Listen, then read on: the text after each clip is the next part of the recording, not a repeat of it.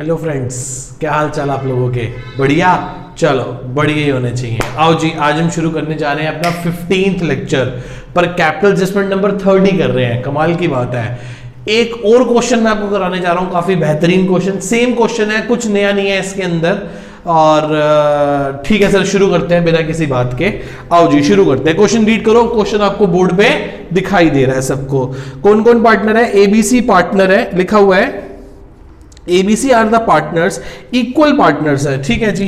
कौन कौन पार्टनर है? ABC इक्वल पार्टनर है। कैसे पार्टनर है बेटा? इक्वल पार्टनर है। ठीक है। बैलेंस शीट में कैपिटल्स पड़े हुए हैं तो डाल दो बाय बैलेंस BD। कितना कितना पड़ा है?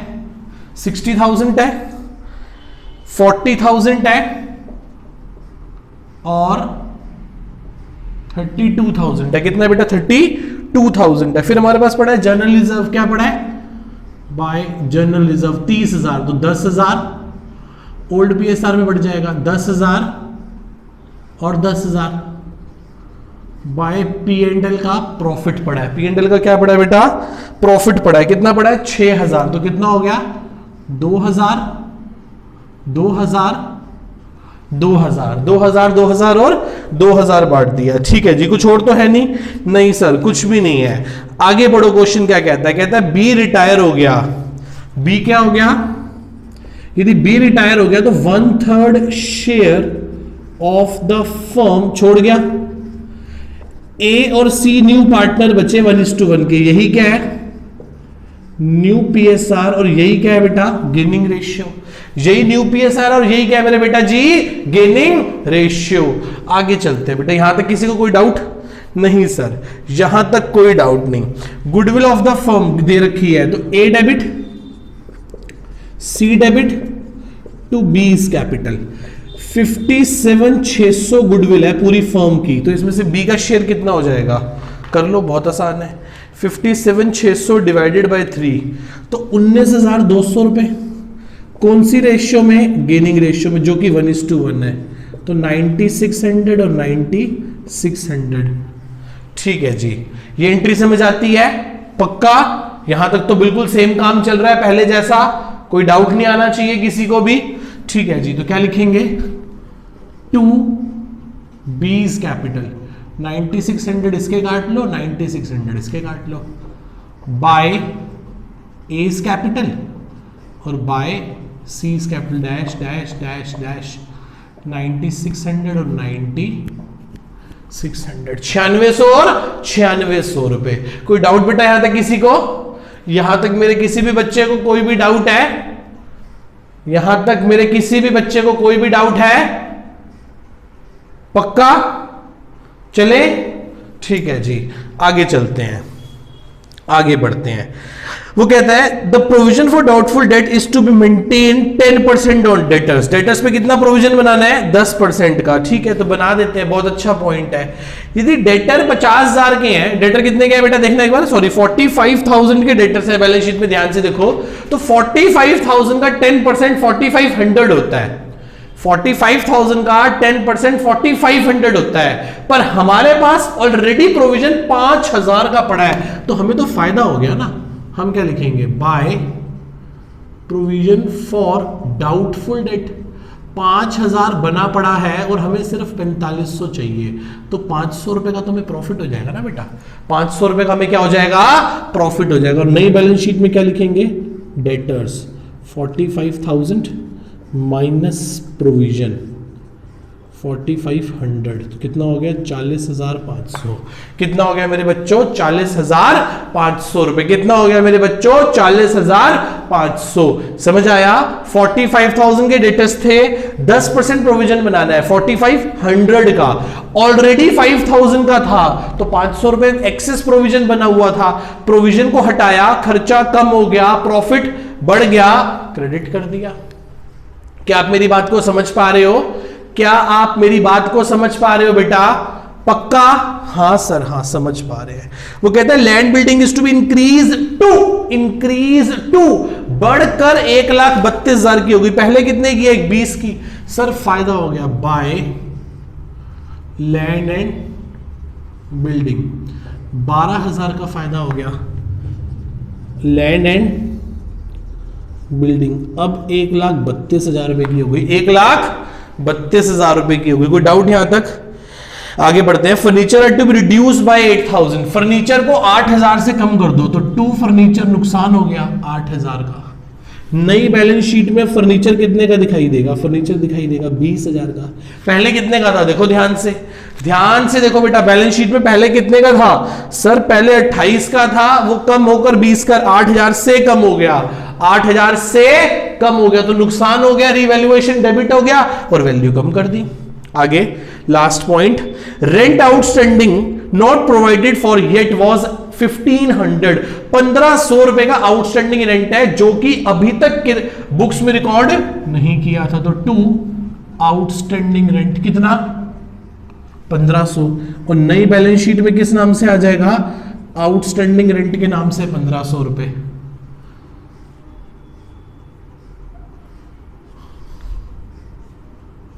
कितना हो गया ये?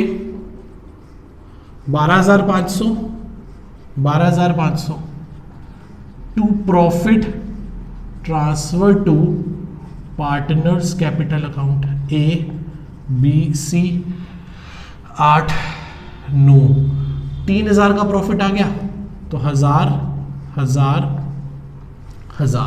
प्रॉफिट शेयरिंग रेशियो में बांट दिया बाय रीवैल्यूएशन प्रॉफिट 1,000। कितना सिंपल है। कुछ अभी तक कुछ नया लगा? सर अभी तक तो कुछ भी नया नहीं था, वही था। क्या किया? ओल्ड पीएसआर पता थी, बी रिटायर हो गया, ए और सी की न्यू पीएसआर पता थी, गेनिंग रेशियो समझ आ गई, गुडविल की एंट्री कर ली, 57,600 फर्म की गुडविल थी, उसमें से बी का शेयर 1/3 था जो रिटायर हो रहा है, 19,200 ए और सी ने अपनी गेनिंग रेशियो में दे दिए जो कि 1:1 था। ये एंट्री पोस्ट कर दी, कैपिटल डाले, जनरल रिजर्व बांटा, प्रॉफिट बांटा, ए और सी ने क्या करा? गुडविल की ट्रीटमेंट कर दी, वहां से रिवैल्यूएशन का प्रॉफिट कैलकुलेट किया। किसका प्रॉफिट कैलकुलेट किया बेटा? रिवैल्यूएशन का प्रॉफिट कैलकुलेट किया।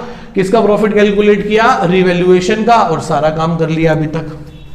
चलो यहां तक तो सारा काम हो गया। वो बच्चा कह रहा है सर पिछले क्वेश्चन में आप भूल गए थे बैलेंस शीट बनाना। भूला नहीं था बेटा, मैंने आपके लिए छोड़ दी थी, मैंने आपके लिए छोड़ दी थी बैलेंस शीट बनाने के लिए। नोट्स में देख लेना, पूरी बनी हुई है। आप भी इस क्वेश्चन में भी बैलेंस शीट छोड़ दूंगा, आप खुद बैलेंस शीट पूरी करा के मैच कराएंगे। ठीक है जी, आओ चलते हैं आगे, पढ़ते हैं क्या कहता है।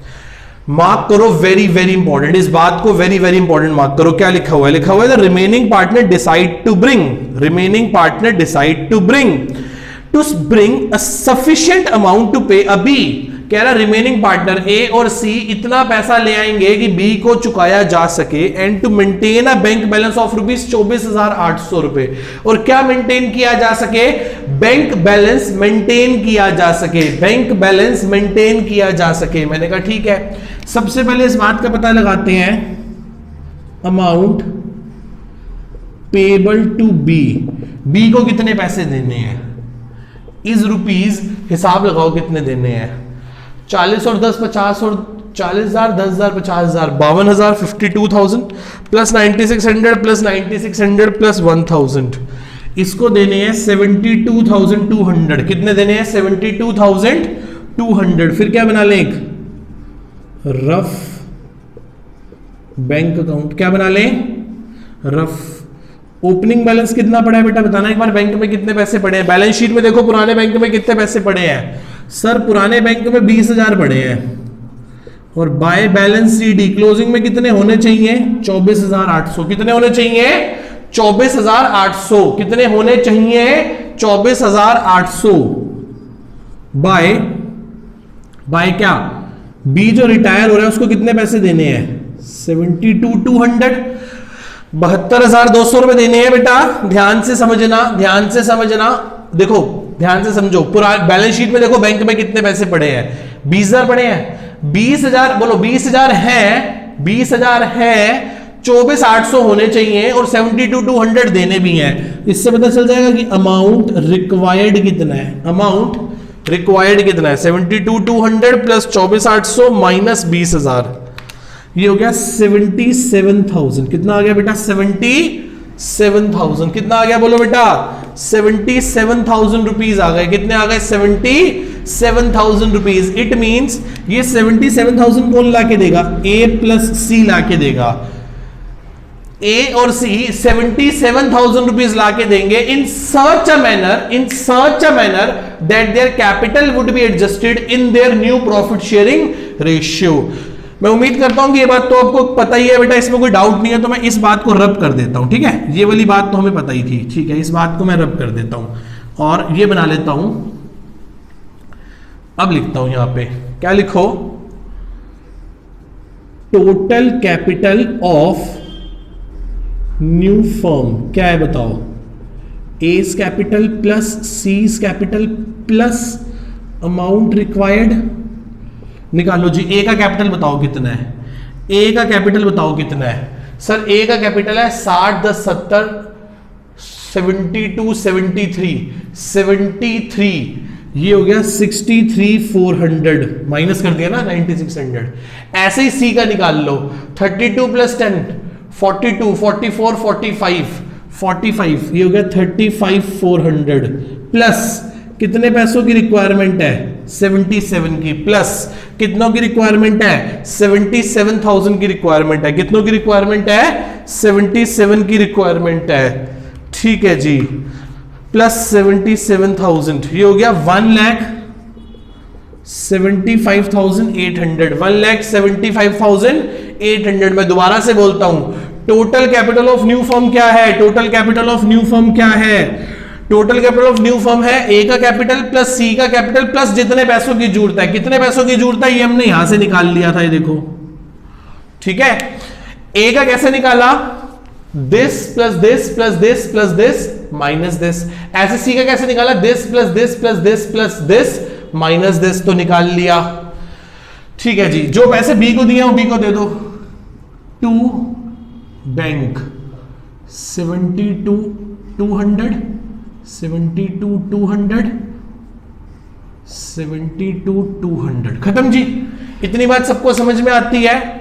इतनी बात सबको समझ में आती है पक्का? ये 175,800 किसके होंगे? सर ये ए के होंगे और सी के होंगे। किस में होंगे? Should be in their new PSR. किस में होंगे? न्यू प्रॉफिट शेयरिंग रेशियो में। डिवाइडेड बाय 2 कर दो, तो 87,900 इसके होंगे और 87,900 इसके होंगे। That's it. 87,900 और 87,900 होंगे, तो लिख देते हैं, जबरदस्ती लिख देते हैं, टू बैलेंस सीडी कितना होगा? इसका होगा 87,900 और इसका भी कितना होगा? 87,900। कौन सी साइड बड़ी लग रही है? सर मेरे को तो यही बड़ी लग रही है। 87,900 प्लस 9,600, ये हो गया 99,300। झूठ मूठ में यहां भी क्या लिख दोगे? 99,300 माइनस कर दो उसमें से 60, 70, 72, 73, 73,000 माइनस कर दो। ये लाके देगा, एक बार देखना, 87,900 प्लस 9,600, 97,500 आएगा। देखना 87,900 प्लस 9,600, हाँ सॉरी, ये आएगा 97,500। 97,500 में से माइनस कर दो 73। हाँ, ये पैसे लाके देगा 24,500 रुपए। कितने पैसे लाके देगा? By bank balancing figure. By bank balancing figure मतलब ए को 24,500 रुपए लाके देने पड़ेंगे। ऐसे सी का निकाल लो, 87,900 प्लस 9,600, इसका भी आ गया 97,500। 97,500 में से माइनस कर दो, एक्चुअली में है कितने? 32, 42, 44, 45 माइनस कर दो, तो इसको लाके देने पड़ेंगे 52,500। कितने पैसे लाके देने पड़ेंगे? 52,500 रुपीज लाके देने पड़ेंगे। मतलब यदि ए और सी 24,500 और 52,500 ले आए तो हमारे पास इतना पैसा हो जाएगा कि बी को पे भी कर देंगे और बैंक बैलेंस 24,800 मेंटेन भी कर लेंगे। पहला प्रूफ 24,500 प्लस 52,500, 24,500 प्लस 52,500, 77,000। सर बिल्कुल ठीक है, जितने पैसे वो लेके आ रहे हैं उतने ही पैसों की जरूरत है। दूसरा प्रूफ, माइनस एक्चुअली कितना कैपिटल है, ए का है 63,400, ए का कितना है और बी का कितना है 35,400। इससे निकल जाएगा अमाउंट ब्रिंग, कितने पैसे आएंगे 87,900 माइनस 63,400, ये लाके देगा 24,500। बिल्कुल सही जवाब, हमने भी यही निकाला था। 87,900 होने चाहिए और 35,400 ये लाके देगा, तो ये कितने पैसे लाके देगा 52,500 रुपए। बिल्कुल सही जवाब, हमने भी यही निकाला था। कोई डाउट बेटा यहां तक किसी को? मुश्किल लगा कि आसान लगा? सर अब तो बहुत ही आसान लग रहा है, अब तो बहुत ही मजा आ रहा है। ठीक है जी, आओ जी, इसकी अब क्या बनाने जा रहे हैं हम? अब हम इसकी बैलेंस शीट बनाने जा रहे हैं। क्या बनाने जा रहे हैं बेटा? Balance sheet. मैंने मना किया था पर स्टिल कोई बात नहीं, मेरे ही बच्चे हो बेटा आप लोग, कोई बात नहीं, मैं बना देता हूं। बैंक बैलेंस कितना आएगा? बैंक बैलेंस 24,500 रुपए। कितना आएगा बेटा? 24,500 रुपए। कितना आएगा? 24,500 रुपए। नेक्स्ट, स्टॉक में कोई चेंज नहीं किया था तो स्टॉक एज इट इज आ जाएगा। स्टॉक कितना आएगा? सर स्टॉक 20,000 का आएगा क्योंकि कोई चेंज नहीं किया था स्टॉक में। स्टॉक के बाद फर्नीचर हो गया, डेटर हो गया, लैंड बिल्डिंग हो गई। इधर से बीपी और क्रेडिटर्स आएंगे। बीपी आएंगे 20 के, क्रेडिटर्स आएंगे 40 के, बस खत्म। General reserve P and L आएगा नहीं। पार्टनर्स कैपिटल में ए और सी आएगा। 87,900 और 87,900 से 87,900 87,900 1,75,800 होते हैं। खत्म जी, खत्म खत्म। करो, कैसे करोगे? 1,500 प्लस 60,000 प्लस 175,800, 2,37,300। यहां चेक करो, 24,500, 40,500, 20,000, 20,000, 1,32,000। ये तो कुछ गड़बड़ आ रही है बच्चों। 237,300, ये 132 आ रहा है।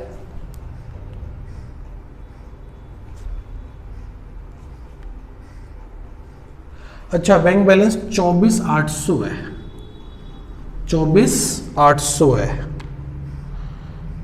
प्लस 300, 273,300। ठीक है जी, वो गलती हो गई, 273,300 मैच कर गया जी। वो बस एक गड़बड़ हो गई थी। गड़बड़ क्या हो गई थी हमसे कि हमने उसे 24,500 लिख दिया था, 24,800 था जो बैंक बैलेंस मेंटेन करना था। ठीक है जी, मुश्किल था आसान था? क्या किया, पुरानी बैलेंस शीट को देख के नई बैलेंस शीट डाल दी। जिन चीजों में चेंज हुआ था वो तो मैं ऑलरेडी उसी टाइम डाल चुका था, और जो चीजें बच गई थी वो मैंने पुरानी बैलेंस शीट में से देख के एज इट इज कॉपी कर दी। तो हमारा क्या बन गया? नई वाली बैलेंस शीट बन गई, और भगवान की दया से ये भी मैच कर गई। कोई डाउट? मैं उम्मीद करता हूं कि आपने पहले दोनों क्वेश्चंस को दो बार अपने हाथ से करके देख लिया होगा।